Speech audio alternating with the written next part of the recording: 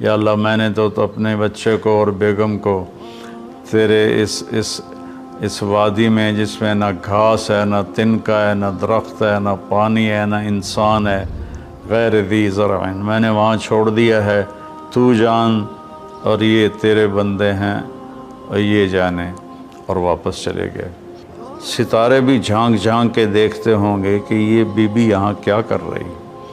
پتھر پہاڑ بھی گمسم تو پہلے ہی ہوتے ہیں، لیکن ان کے بھی دل کلیجے ہل گئے ہوں گے کہ یہ کیا ہو رہا ہے یہاں۔ اللہ کی طرف سے حکم آیا کہ بچے کو میرے نام پہ قربان کر دو۔ وہ چھری ہاتھ میں لی، اس پوزیشن میں آسمان کو دیکھا، یا اللہ کیا تو مجھ سے ناراض ہو گیا ہے کہ میرے دل میں اسماعیل کی محبت بہت جگہ پکڑ گئی ہے؟ نہیں میرے مالک، دیکھ میں آج تیرے نام پہ قربان کر رہا ہوں، یا میرا کوئی امتحان ہے تو مجھے اس میں کامیابی دے۔ تو آسمان کے فرشتے بھی رونے لگے۔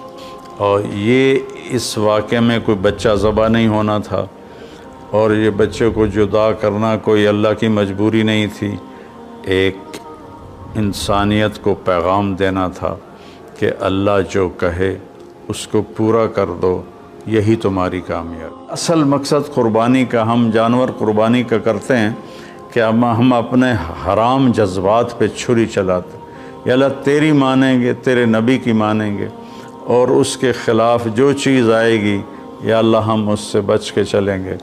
یہ اس قربانی کا فلسفہ ہے۔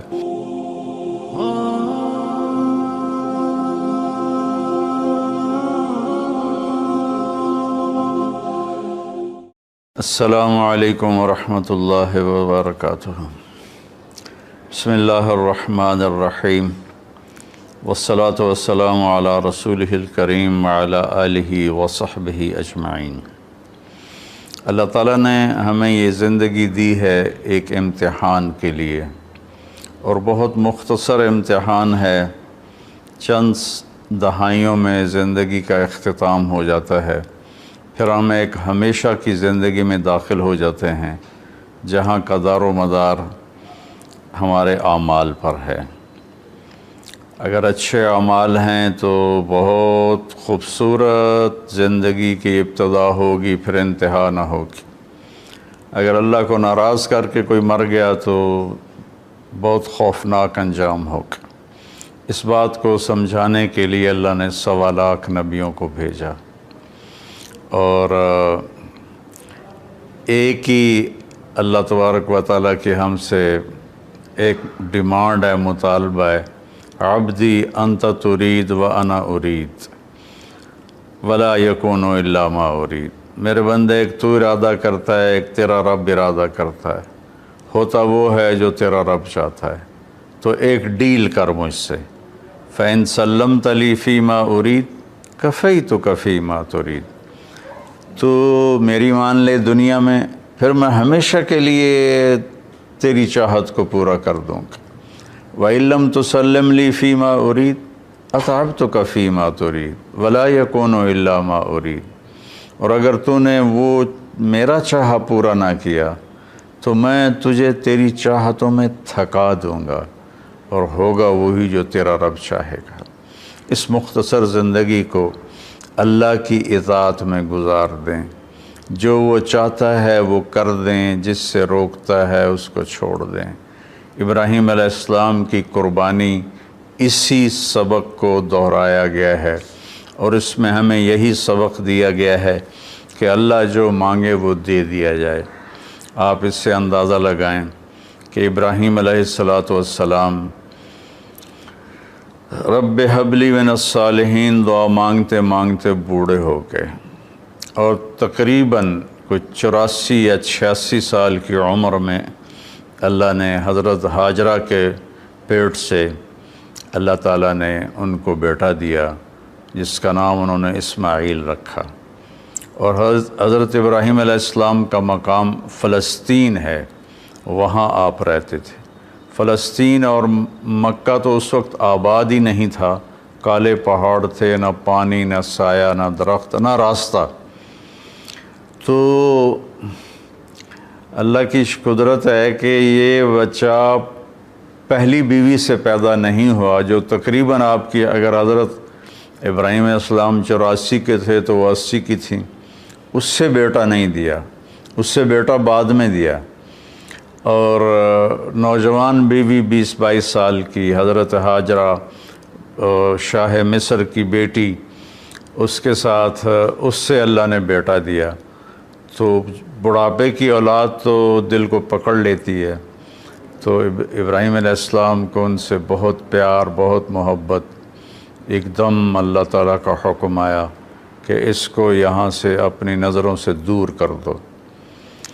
اب کوئی اس کے سامنے انہوں نے لاجک نہیں مانگی، یا اللہ کیا مطلب، کس لیے، کیوں کر رہے ہو، 86 سال کی عمر میں بچہ دیا، اب کہہ رہے ہو آنکھوں سے دور کر دوں۔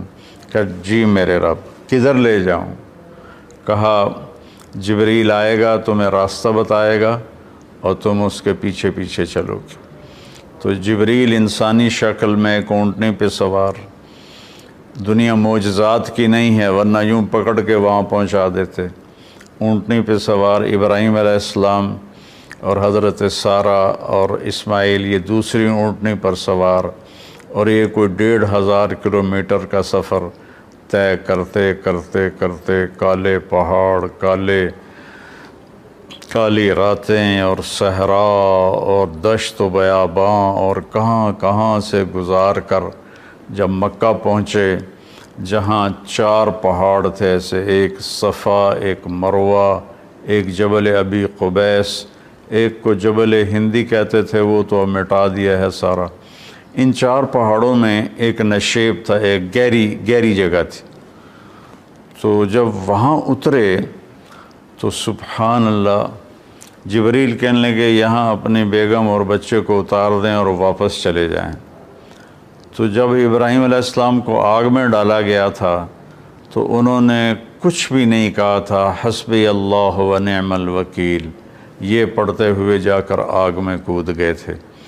لیکن یہ منظر آگ میں کودنے سے زیادہ خوفناک تھا کہ ابراہیم علیہ السلام کی زبان مبارک سے نکلا، یہاں کیوں؟ یہاں تو نہ کوئی پانی، نہ سایہ، نہ درخت، یہاں کیسے؟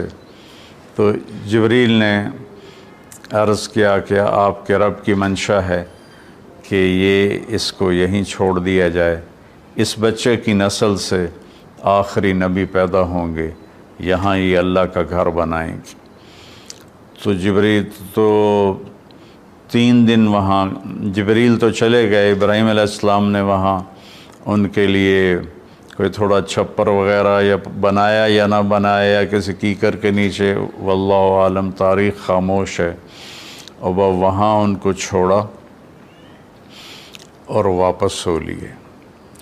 جب واپس ہوئے تو حضرت ہاجرہ کہنے لگیں یہ آپ کدھر جا رہے ہیں؟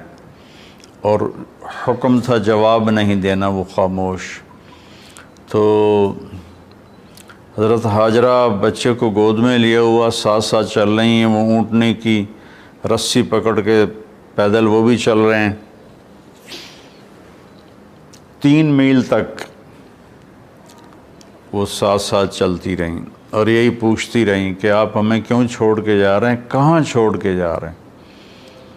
تو آخر میں ان کو خیال آیا یہ اللہ کے نبی ہیں، تو کہنے لگے اللہ امرک، کیا اللہ نے آپ سے کہا ہے؟ تو ابراہیم علیہ السلام نے سر ہلایا کہ ہاں، کہ اذن لن یضیعنا اللہ۔ ایک اور ہاجرہ نے جنم لیا جس کا ایمان فرشتوں سے بھی اوپر جا چکا تھا، اور انہوں نے تنک کے کہا جاؤ پھر اللہ ہمیں کبھی ضائع نہیں کرے گا، اور اپنے ایک دم ان کی ہمت جوان ہو گئی۔ اور وہاں ابراہیم علیہ السلام اونٹنی پہ سوار ہوئے اور چلتے چلتے پہاڑی پر چڑھے۔ حضرت ہاجرہ ان کو دیکھ رہی ہیں، پہاڑی سے نیچے اتر گئے، یہ بوجھل قدموں سے واپس ہوئیں۔ تو ابراہیم علیہ السلام وہاں جب بچے سے، بیوی سے اوجھل ہو گئے تو اونٹنی سے اتر گئے اور پھر اللہ کے سامنے ہاتھ اٹھائے، ربنا انی اسکنت من ذریتی بواد غیر ذی زرع عند بیتک المحرم، یا اللہ میں نے تو اپنے بچے کو اور بیگم کو تیرے اس وادی میں جس میں نہ گھاس ہے، نہ تنکا ہے، نہ درخت ہے، نہ پانی ہے، نہ انسان ہے، غیر ذی زرع، میں نے وہاں چھوڑ دیا ہے، تو جان اور یہ تیرے بندے ہیں اور یہ جانے، اور واپس چلے گئے۔